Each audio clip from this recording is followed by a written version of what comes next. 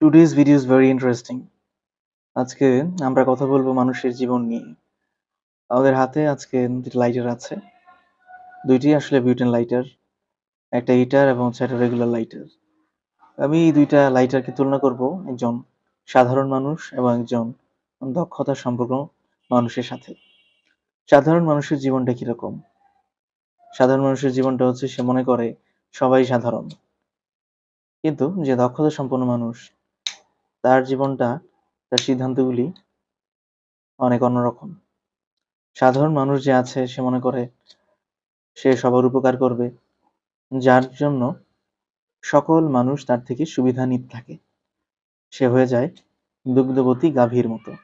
কিন্তু যে একটু স্কিলফুল পারসন এবং যার চিন্তাধারাটা একটু আলাদা, সে মানুষ থেকে বেনিফিট নেয়।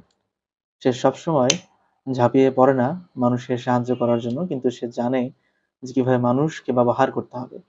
কিন্তু অন্যদিকে একজন সাধারণ মানুষকে মানুষ অকাতরে ব্যবহার করতে থাকে, তার যত ধরনের সুবিধা আছে সে নিতে থাকে।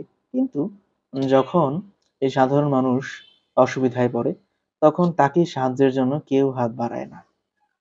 তাকে সাহায্যের জন্য কেউ হাত বাড়ায় না। খুব ভালো করে মনে রাখবেন। কিন্তু যখন একজন দক্ষতা সম্পন্ন মানুষ, সে সে কেউকে সাহায্য করে না, কিন্তু তার যখন কোনো সমস্যা হয়, তার আশেপাশে সে অনেক মানুষ পেয়ে যায় এবং তারা তাকে নিজ ইচ্ছায় সাহায্য করতে আসে। আপনারা একটা বিষয় খেয়াল করবেন, আমি যখন এই সাধারণ লাইটারটা জ্বালাচ্ছি, তখন এটা সাথে, সাথে নিভে যাচ্ছে বন্ধ করার সাথে, সাথে। কিন্তু আমি যখন এই যে হিটারটা, যাকে আমি একটু স্কিলফুল মানুষের সাথে তুলনা করেছি, সেটা যখন আমি বন্ধ করতে যাই কিছুক্ষণ জ্বালিয়ে, সেটা বন্ধ হবার সময়ও অনেকখানি জ্বলে, তারপরে বন্ধ হবে। এখানে বুঝতে হবে যে আমাদের সাধারণ জীবন এবং দক্ষতা সম্পন্ন জীবনের মধ্যে অনেক তফাৎ আছে। আমরা যদি সহসাই নিজেদের জীবনটাকে অকাতরে বিলিয়ে দিতে থাকি, তাহলে আমাদের ভ্যালু জিরো বা জিরো থেকেও কম, যার কোনো মূল্যায়ন নেই। যেমনটা এই সাধারণ লাইটারটার পাথর চলে গেলে এটার কোনোই মূল্যায়ন নেই। কিন্তু এই যে অসাধারণ মানুষের সাথে যাকে তুলনা করলাম, এটার গ্যাস শেষ হয়ে গেলে এটা বারবার রিফিল করা যাবে, এটার কোনো সমস্যা নেই। সুতরাং যে অসাধারণ বা দক্ষতা সম্পন্ন মানুষ, সে মরে গেলেও তার কথা মানুষ বারবার স্মরণ করে।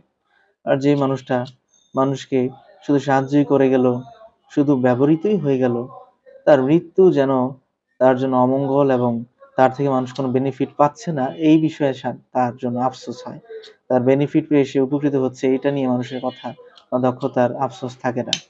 তো সুতরাং আমরা মনে রাখবো যে সাধারণ জীবন থেকে দূরে গিয়ে আমাদের জীবনে কিছু করা বা নিজেকে দক্ষতা সম্পন্ন প্রমাণ করার যে চেষ্টা, এটাই যেন আমাদের জীবনে একটা ব্রত হয়ে ওঠে।